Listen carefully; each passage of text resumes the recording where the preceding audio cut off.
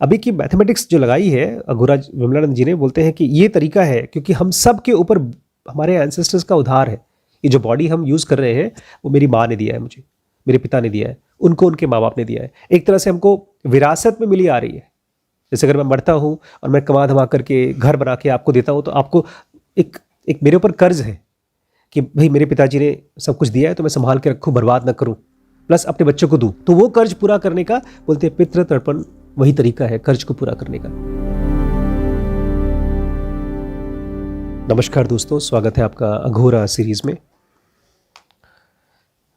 तंत्र के थ्रू हम लाइफ की उन चीज़ों को समझने की कोशिश कर रहे हैं जो मिस्टिकल है, बट उससे भी ज़्यादा जो ख़तरनाक है। आपको पता है मरने के बाद हिंदूज़ हैं और पारसीज़ हैं, ख़ासतौर से ये दो लोग अपने जो मर जाते हैं उनको भोजन देते हैं, खाने के लिए देते हैं। और जो लोग मर जाते हैं उनकी मॉलिक्यूलर बॉडी इस खाने को मुंह से नहीं खाती है, सूंघती है, स्मेल करके खाती है। इसलिए विमलानंद कहते हैं मैं सबको चौकन्ना करता हूँ कि अगर कोई खाना पूर्वजों को या किसी डेड आदमी को ऐसे ऑफर किया गया है तो उसको खाओ मत। इस तरह के फूड को वो पॉल्यूटेड कहते हैं, क्योंकि जो भी आदमी मर जाता है उसकी बहुत स्ट्रांग डिज़ायर होती है वापस फिजिकल बॉडी में आने की। इसलिए अगर आप उस खाने को खाते हैं और वो स्पिरिट या वो मॉलिक्यूलर बॉडी दुनिया में वापस आना चाहती है तो आपके ब्रेन में, आपके माइंड में उसका असर बहुत खतरनाक होता है। एक तरह से आपका माइंड पहले से है एक पर्सनालिटी, और सामने वाले की मॉलिक्यूलर बॉडी की उसकी पर्सनालिटी आपके अंदर अगर घुस जाती है, नॉट एग्जैक्टली घोस्ट, बट अगर उसकी पर्सनालिटी आपकी पर्सनालिटी के साथ एक जगह पर इकट्ठी होती है तो ख़तरनाक हो सकता है। इसके लिए बड़ी मुश्किल प्रैक्टिकल करने के लिए कहते हैं एक समाधि में कोई साधु संत को खोजो। अब कहाँ से खोजेंगे आप समाधि में कोई साधु संत, और उसके मुंह में खाना रख दो तो खट से वापस आ जाएगा वो समाधि में से। विमलानंद कहते हैं भोजन का जो पुल है बहुत स्ट्रांग है, हम लोग के लिए भी है। भूख लगती है तो सारा काम धाम छोड़ करके हम खाने की तरफ भागते हैं, और इस तरह के खाना पता है सबसे ज़्यादा कौन खाते हैं? पंडित लोग। और इसीलिए वो दिन भर पूजा करने के बावजूद वो मटीरियलिस्टिक हो जाते हैं, वासना से भर जाते हैं।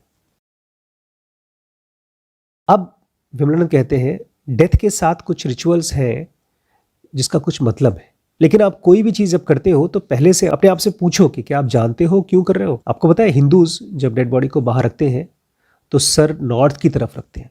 ये इसलिए होता है क्योंकि जो धरती का मैग्नेट है उसका लाइन नॉर्थ साउथ की तरफ चलता है, और अगर डेड बॉडी का सर नॉर्थ में रखते हैं तो उसके 3 फायदे हैं। सबसे पहला, राइगर मॉर्टिस बहुत जल्दी आ जाता है। राइगर मॉर्टिस होता है डेथ के बाद आने वाले बॉडी में चेंजेस।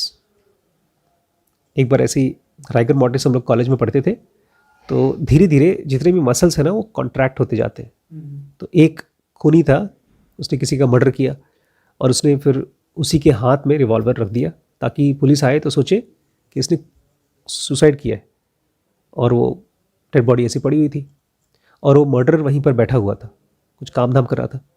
और कुछ देर बाद राइगर मॉर्टिस आया और वो गोली चल गई। कौन मरा? मर्डर ही मर गया। पुलिस परेशान कि उसने इसको मारा है कि इसने उसको मारा है। दोनों के फिंगरप्रिंट्स आ गए थे। तो राइगर मॉर्टिस, अगर आप बॉडी नॉर्थ में है तो राइगर मॉर्टिस फटाफट आ जाती है, बॉडी जल्दी जल्दी डिकम्पोज हो जाती है।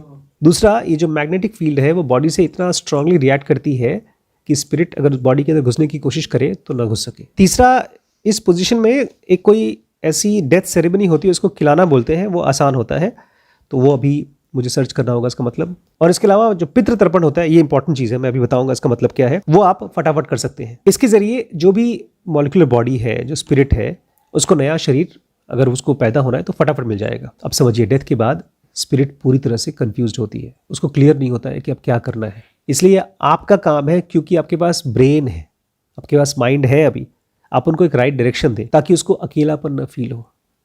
हम भूतों से डरते हैं, बट भूत एक्चुअली अकेले अपने आप को महसूस करते हैं, मतलब मरने के बाद। विमलानंद के हिसाब से पितृ तर्पण एक ऐसा रिचुअल है जो बहुत काम का है मरने के बाद, लेकिन वो भी तब जब उसको आप सही तरीके से करेंगे। इसमें क्या करते हैं, आप अपने बहुत पुराने एंसेस्टर्स को इनवाइट करते हैं, और उनकी एक बहुत लिंगरिंग डिज़ायर है एंसेस्टर्स की।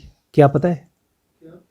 हर आदमी जैसे इस दुनिया में और कंफर्टेबल लाइफ चाहता है और अमीर बनना चाहता है, ऐसे ही जो लोग भी मर चुके हैं वो लोग चाहते हैं और अच्छी शरीर मिले और अच्छी योनि मिले। ये उस स्पेसिफिक आदमी का नहीं, इन जनरल सारी रेस का यही काम है। एवोल्यूशन इसी को बोलते हैं। ये तो रास्ता नहीं पता है, इसलिए आदमी गलत काम करता है। हर आदमी अच्छा चाहता है, नहीं तो आप अमीर क्यों बनना चाहेंगे? क्योंकि आप अच्छी लाइफ चाहते हैं। और कुछ लोग तो ये भी मानते हैं इसकी वजह से आपके जीन्स और आपके क्रोमोसोम्स और बेटर हो सकते हैं। मान लीजिए आपको पता नहीं है, आपका कोई एंसेस्टर है जो बहुत सेक्स मेनियाक था, अब वो मर गया, तो उसकी वासना खत्म नहीं हो जाएगी, वो अपने साथ लेके जाएगा। अब वो मरने के बाद भी सेक्स को लॉन्ग करेगा, चाहिए उसको सेक्स, लेकिन उसके पास बॉडी नहीं है तो इसलिए एंजॉय नहीं कर पाएगा। लेकिन आपको पता नहीं है वो आदमी मर चुका है, लेकिन उसकी जीन्स और उसके क्रोमोसोम्स अभी भी है, आपके बॉडी में है। वो अपने बच्चों को और उनके भी बच्चों को वो जीन्स दे के गया है। क्या आप बोल सकते हैं कि आम का पेड़ और उसका बीज उससे अलग है? तो आपके अंदर उसी डेबुशी का, उसी सेक्स मेनिया के बीज है। डिफरेंस क्या है एक बीज में और एक पेड़ में? एक मैनिफेस्टेड है और एक अनमैनिफेस्टेड है। जो बीज है अभी तक साफ साफ दिख नहीं रहा है। हमारे बॉडी में फिलहाल इसी समय हमारे बॉडी में करोड़ों जीन्स है, और वो जीन्स ऐसे काम करते हैं जैसे आपके फ़ोन के ढेर सारे ऐप्स, आप जिसको खोलते हैं वही चलता है, बाकी सब पड़े रहते हैं। ऐसे ही जीन्स भी होते हैं, कुछ खतरनाक जीन्स हैं, कुछ अच्छे जीन्स हैं। तो ये जीन्स कैसे एक्टिवेट होते हैं? पितृतर्पण। अब आपने पितृतर्पण कर दिया उस आदमी का, अब वो पैदा हुआ, उसको सेक्स बहुत पसंद था, तो विमलन के हिसाब से वो एक एनिमल बॉडी में पैदा हो जाएगा, और कोई झंझट ही नहीं, शादी वादी का कोई झंझट नहीं, जाओ जितना सेक्स करना है कर लो। और वो अपने आप को इस नए क्रोमोसोम से आइडेंटिफाई करेगा, एनिमल वाले, और पुराने वाले जो इंसान वाली हैबिट थी वो भूल जाएगी। और इस तरह से आपके अंदर में जो आपके एंसेस्टर्स के जीन हैं वो खराब वाले, वो चले गए, खत्म हो गए, क्योंकि तब वो आपके अंदर में आपके एंसेस्टर्स नहीं है कि आपके थ्रू अपने जीन्स को ब्रॉडकास्ट करें। और इस तरह से आपका माइंड और ज़्यादा शांत होगा। इसको मैं दूसरे तरीके से समझाता हूँ, शायद आपको समझ में आए। आज मेरे से भाई साहब ने पूछा कि हमारे ही एक फैमिली मेम्बर वो बहुत ज़्यादा लापरवाह है, बिल्कुल मेहनत नहीं करते, हमेशा लालच दिखाते हैं। उनको हमने हेल्प करने की कोशिश की लेकिन वो आलसी हैं, तो मुझे क्या करना चाहिए? जैसे आप तो मेरे बच्चे हैं, आप लोग बहुत आलसी हैं, तो मुझे क्या करना चाहिए आपके लिए? तो मैंने उनको समझाया कि आप उनकी खाने की देखभाल कर सकते हैं, कपड़े दे सकते हैं, लेकिन उनके लालच को एड्रेस मत करिए। क्योंकि मान लीजिए आप लालची हैं और मैं आपके लालच के लिए पैसे खर्च करता हूँ, तो मैं आपके लालच को बढ़ा रहा हूँ। लेकिन वो समझ नहीं पा रहे थे, बोलते हो तो मेरा बच्चा है। ये वो पॉइंट है जहां पर आपको अपने आप को कट करना है कि वो लालच आपका बच्चा नहीं है, वो आपका बच्चा है लेकिन लालच आपका बच्चा नहीं। इसलिए आपको स्ट्रिक्ट होना पड़ेगा।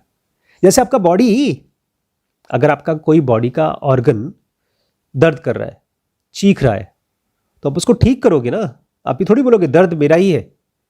आपकी बॉडी आपकी है, दर्द आपका नहीं है। ऐसे ही आपके बच्चे का या आपके रिश्तेदार का गलत व्यवहार आपका नहीं है। अगर वो ऐसा करता रहा तो आप उसको काट दो अपने आप से। तो वही यहां पर पितृतर्पण की तरीके से समझा रहे हैं कि आप अगर एंसेस्टर्स को चाहते हो कि वो फ्री कर दे आपको अपने वासना से, तो आप एक तरह से उनको भोजन दीजिए, पितृतर्पण करिए। अभी की मैथमेटिक्स जो लगाई है अघोराज विमलानंद जी ने, बोलते हैं कि ये तरीका है क्योंकि हम सब के ऊपर हमारे एंसेस्टर्स का उधार है। ये जो बॉडी हम यूज़ कर रहे हैं वो मेरी माँ ने दिया है मुझे, मेरे पिता ने दिया है, उनको उनके माँ बाप ने दिया है। एक तरह से हमको विरासत में मिली आ रही है। जैसे अगर मैं मरता हूँ और मैं कमा धमा करके घर बना के आपको देता हूँ, तो आपको एक मेरे ऊपर कर्ज है कि भाई मेरे पिताजी ने सब कुछ दिया है तो मैं संभाल के रखूँ, बर्बाद ना करूँ, प्लस अपने बच्चों को दूँ। तो वो कर्ज पूरा करने का बोलते हैं पितृतर्पण, वही तरीका है कर्ज को पूरा करने का। इस तरह से आप भी खुश, वो भी खुश, और आपके ऊपर से जो कार्मिक उधार है वो चुकता हो जाएगा। और अघोरी विमलन कहते हैं इसीलिए मैं कम्युनिस्ट को हेट करता हूँ। कम्युनिज्म एक मूवमेंट था रशिया का जिसमें वो मानते थे सब बराबर है, और वो लोग पेरेंट्स को भूलने के लिए कहते हैं। वो कहते हैं, कम्युनिस्ट बोलते हैं, अगर आपके पेरेंट्स स्टेट के अगेंस्ट, मतलब गवर्नमेंट के अगेंस्ट बोल रहे हैं तो उनको तुम छोड़ दो। ये उनकी फिलॉसफी है, कार्ल मार्क्स की। आपके पेरेंट्स आपकी जड़ की तरह है, जैसे पेड़ का एक जड़ होता है, अगर आप उसको डिस्ट्रॉय कर दोगे तो पेड़ गिर जाएगा। ऐसे ही आप अगर पेरेंट्स को छोड़ देते हो तो आप भी खत्म हो जाओगे। इसीलिए जो कम्युनिस्ट लोग हैं वो और ज़्यादा बार्बरिक हो गए हैं। बार्बरिक समझते हैं? जंगली। आदिवासी नहीं, आदिवासी तो फिर भी अच्छे हैं। ये ऐसे जैसे कि बलात्कारी, रेपिस्ट, मर्डर ऐसे हो गए। अब एक नई चीज़ है, उसको समझ लीजिए, फिर आप चाहिए छुट्टी आज की। आपके एंसेस्टर्स की वजह से ही आपका रीबर्थ बड़ा मुश्किल हो जाता है। हर बार जब आप पैदा होते हो तो जिस परिवार में या जिस शरीर में पैदा होते हो, आपको उसका बोझ अपने साथ लेके चलना होता है। जैसे मान लीजिए मैंने अपनी गाड़ी आपको दे दी गिफ्ट में। अब उस गाड़ी का एक्सीलेटर पुराना, टायर पुरानी, सीट पुराना, इंजन पुराना, वो सब आपको झेलना पड़ेगा। तो ये जो बॉडी आप यूज़ कर रहे हैं, वो भले माँ के गर्भ से और पैदा हुआ है और आप एक बच्चे बन के निकले हैं, लेकिन उसके क्रोमोसोम्स और जीन्स तो पुराने हैं। तो चूंकि आपने वो क्रोमोसोम्स और जीन्स अपने बॉडी में पहना है जो आपके एंसेस्टर्स का था, तो वो बोझ आपके सर पे आ गया। वो विम्स, वो फैंसीज, वो वासनाज आपकी हो गई, क्योंकि आपकी वो बॉडी हो गई। भाई आप कहते हैं भाई मैं कश्मीर में जाके रहूँगा, तो कश्मीर का मौसम आपका मौसम हो गया, आपको ठंड में रहना पड़ेगा। आप अफ्रीका में जाते हो तो गर्मी बर्दाश्त करनी पड़ेगी। तो इस बॉडी की जो इडियोसिंक्रेसीज है, जो लिमिटेशंस है, वो आपकी हो जाएगी। इसीलिए अगर आप एक समझ के और साधना के लेवल पे उठ जाते हैं, तब आपको लगता है दोबारा बॉडी नहीं चाहिए मेरे को, क्योंकि आपको बॉडी ही अजीब लगती है, खतरनाक लगती है, उधार की लगती है, टेंशन वाली लगती है। इसलिए जितने भी समझदार ऋषि मुनि हुए हैं, वो कहते हैं भैया जन्म नहीं चाहिए मुझे बर्थ ही नहीं चाहिए। ये बॉडी ही अपने आप में पेन है, सफरिंग है।